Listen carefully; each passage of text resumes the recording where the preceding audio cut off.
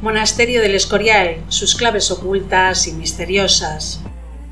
El monumental complejo fue erigido por Felipe II para conmemorar la victoria de la batalla de Saint-Quentin frente a las tropas francesas, pero al mismo tiempo, según algunos autores, posee una segunda lectura de corte hermético.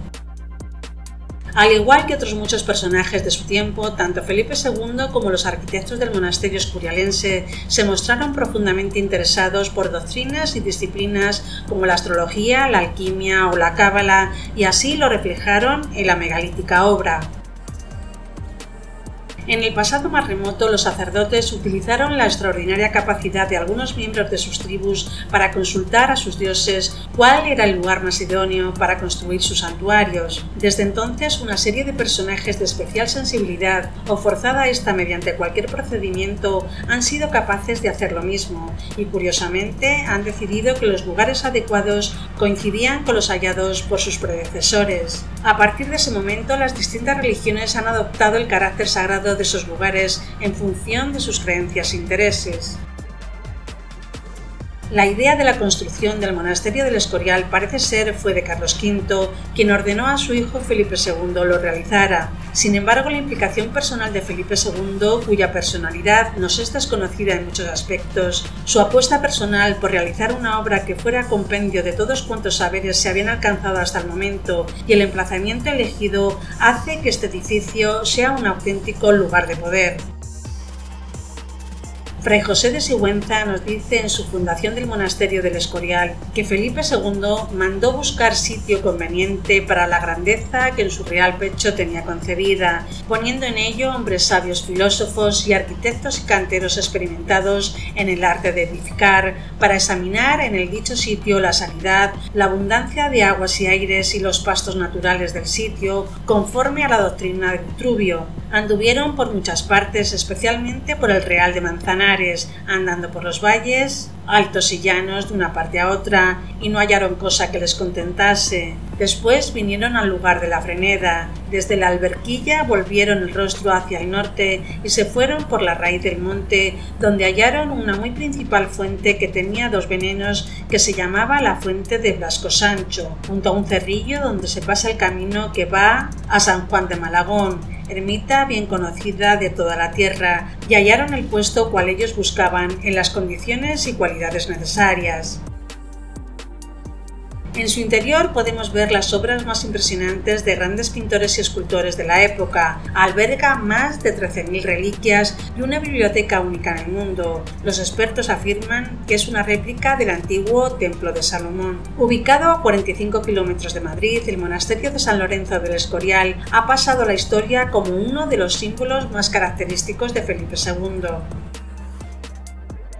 Las obras del monasterio comenzaron el 23 de abril de 1563 bajo la supervisión de Juan Bautista de Toledo, que las dirigió hasta su muerte 4 años después. Este primer arquitecto del Escorial estuvo muy interesado en el hermetismo y, de hecho, entre los libros que poseía al morir y que pasaron a la biblioteca escorialense por orden del rey, más de un tercio estaban dedicados a esta cuestión. El arquitecto que le sucedió, Juan de Herrera, ayudante oficial desde 1563 del primer arquitecto escorialense, fue un hombre muy culto que dominaba las matemáticas y evidentemente la arquitectura, pero también hablaba latín, poseía vastos conocimientos de ingeniería, mecánica y astronomía, y estaba muy interesado en la metalurgia y la creación de máquinas de guerra. Pero además de estas disciplinas, el arquitecto conocía a fondo otras menos ortodoxas, y buena prueba de ello son de nuevo los libros que formaron su biblioteca. Entre la lista de tratados que se elaboró después de su muerte en 1597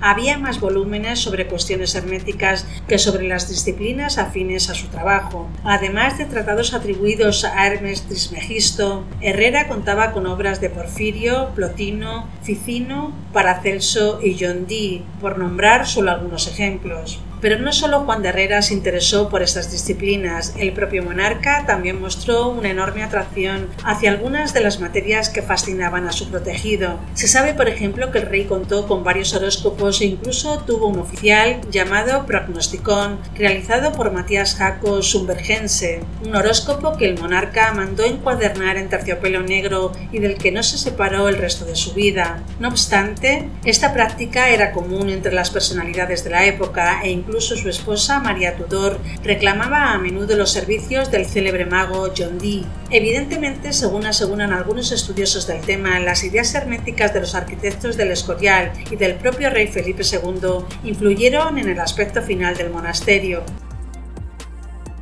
Como en buena parte de los templos cristianos, el monasterio está orientado siguiendo el eje este-oeste, aunque con una peculiaridad: está ligeramente desviado, de tal forma que su fachada oeste se alinea a la perfección con la puesta de sol del día 10 de agosto, fecha de la victoria de San Quintín y festividad de San Lorenzo. Pero la vinculación del monasterio con la esfera celeste va más allá. Todo indica que las ceremonias de colocación de las primeras piedras de la obra, la del conjunto y la de la iglesia propiamente dicha, se realizaron en momentos favorables según los pronósticos astrológicos. La colocación de la primera piedra de la iglesia, por ejemplo, se realizó el 20 de agosto de 1563, día de San Bernardo, una jornada en la que Júpiter y Saturno están en conjunción con Cáncer, una disposición de los astros que el prognosticón de Matías Jacos señalaba como benéfica para el monarca.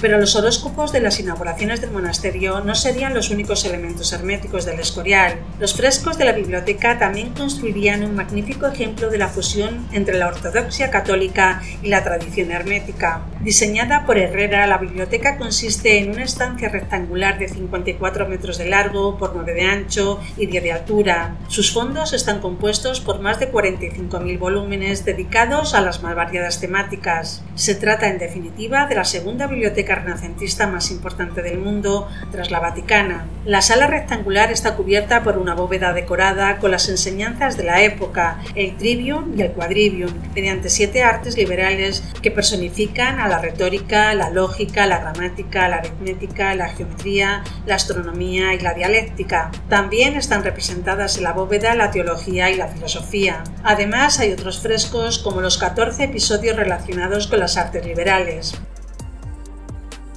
Para estudiosos como el historiador del arte hispanista británico René Taylor, autor de una monografía sobre la influencia hermética en el Escorial, las pinturas de Tibaldi son un intento de reconciliar la ortodoxia cristiana y la ciencia hermética. También hace un exhaustivo repaso por las obras herméticas de la biblioteca, tanto las de Herrera como las adquiridas por el monarca, es decir, los libros herméticos de Juan de Herrera y de Felipe II.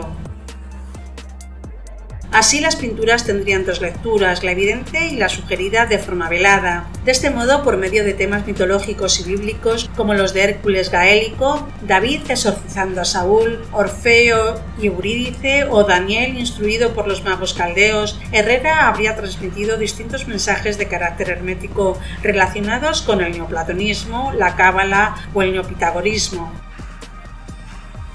En la época de su construcción se encomendó el cuidado y gestión de la biblioteca al heterodoxo Benito Arias Montano, ayudado por Fray Juan de San Jerónimo y el padre José de Sigüenza, luego nombrado bibliotecario. Benito Arias Montano tiene libros tan importantes como las Cánticas a Santa María, el Lapidario y el Libro de los Juegos de Alfonso X, procedentes de la Cámara Regia de los Reyes de Castilla, las misteriosas obras de otro heterodoxo, Raimundo Lulio, 139 libros prohibidos por la Inquisición, 206 donados por Montano, incluyendo 72 manuscritos hebreos, esto es, unos 10.000 volúmenes aproximadamente.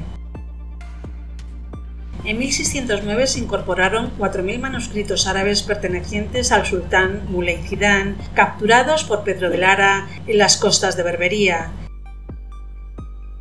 Del total de la biblioteca, casi 4.000 se quemaron en 1671, muchos otros fueron víctimas de la invasión napoleónica y la guerra civil. Hoy día se conservan varios de incalculable valor, como los códices mozárabes, albendense y emilianense del siglo X, los comentarios de San Beato de Liébana al Apocalipsis de San Juan del siglo XI, una de las más grandes maravillas miniadas cuyo simbolismo aún permanece oculto, o la crónica troyana que fue de Pedro I el Cruel. Renacentistas son el Códice Virgiliano o Eneida, el libro de los dibujos del siglo XVI escrito por Francisco de Holanda, el Códice Áureo, Evangelios, iluminado en el siglo XI en el monasterio de Reichenau en Alemania, el Apocalipsis del siglo XIII y muchos libros de horas, así como los códices bizantinos, manuscritos árabes y un Corán decorado que perteneció a Muley Zidán.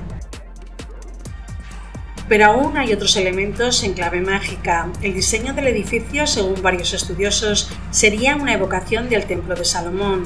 La primera evidencia en ese sentido la encontramos en un texto del padre Sigüenza, quien asegura que el monasterio es otro templo de Salomón al que nuestro patrón y fundador quiso imitar en esta obra. Además, otra casualidad sería la publicación en 1604 de un discípulo de Herrera, el jesuita Juan Bautista Villalpando, gracias a la financiación de Felipe II, de un tratado que incluía una descripción del Templo de Salomón, según la descripción de las Escrituras. Desde mediados del siglo pasado existe una controversia sobre el origen de la planta del monasterio del Escorial. Una de las teorías más aceptadas es la que señala la influencia que tuvo el Templo de Salomón en la idea, la arquitectura y el significado del Escorial.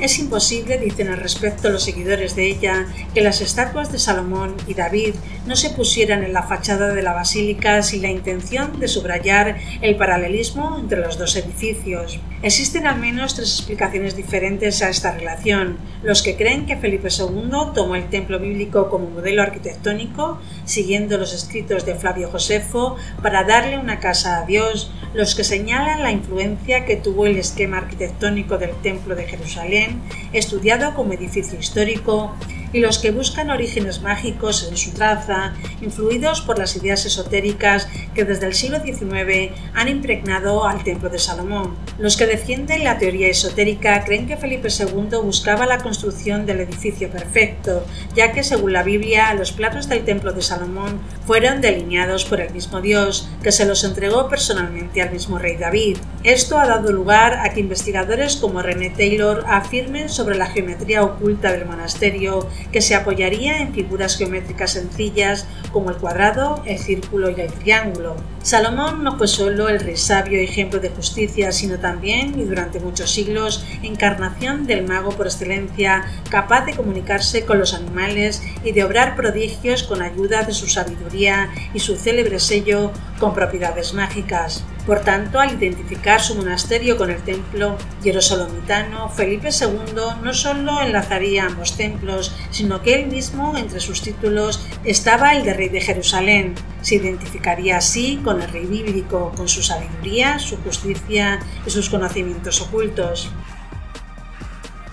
Al entrar en el patio que da acceso a la basílica, el rey sabio nos da la bienvenida desde su pedestal de piedra, acompañado de otros profetas y monarcas del pueblo de Israel. Dichos reyes fueron David, que recibió la idea de Dios, pero que no pudo construirlo por su pasado guerrero manchado de sangre, claro paralelismo con Carlos V, Salomón, el sabio constructor como Felipe II, y 4 de sus descendientes, solo los que contribuyeron al mantenimiento del templo, un mensaje a los sucesores de Felipe II. Además, en los medallones que se pusieron sobre las puertas, como recordatorio de la primera y última piedra, Felipe se declara rey de Jerusalén. En la biblioteca, aparte del famoso fresco del centro de la bóveda, en el que Salomón demuestra su sabiduría a la reina de Saba, muchos libros de los estantes muestran el interés del rey por los estudios bíblicos sobre el templo de Salomón. Celda del prior, en el centro de la bóveda del dormitorio del monje que gobernaba el monasterio, se muestra la tercera faceta por la que recordaremos a Salomón. Además de construir el templo y ser un sabio, era prudente en el gobierno, es decir, que sabía distinguir el bien del mal. El fresco muestra pues la famosa escena en la que Salomón propone partir el niño en dos para descubrir a la verdadera madre. El rey quiso ver también esa misma escena de prudencia en el gobierno en su propio dormitorio, frente a su cama, cerca de las habitaciones desde las que gobernaría medio mundo. La conocida oficial y popularmente como Silla de Felipe II es un santuario pétreo sobre un promontorio. Desde allí hay una magnífica vista del monasterio. Supuestamente sirvió a Felipe II para vigilar las obras. Sin embargo, algunos arqueólogos aseguran que posiblemente la silla sea un altar de sacrificios humanos del pueblo celta prerromano, conocido como betones, los mismos que esculpieron los berracos llamados toros de guisando. Esta teoría estaría encaminada a señalar que el lugar, pues, no es casual.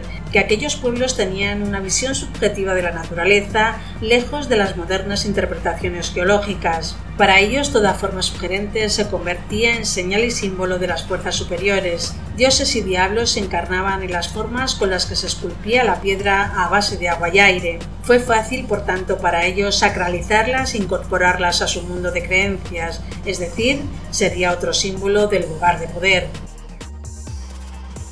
Todo ello, se dice, puede verse y apreciarse en el monasterio del Escorial si se presta atención. El conjunto escorialense fue declarado en 1984 por la UNESCO Patrimonio de la Humanidad.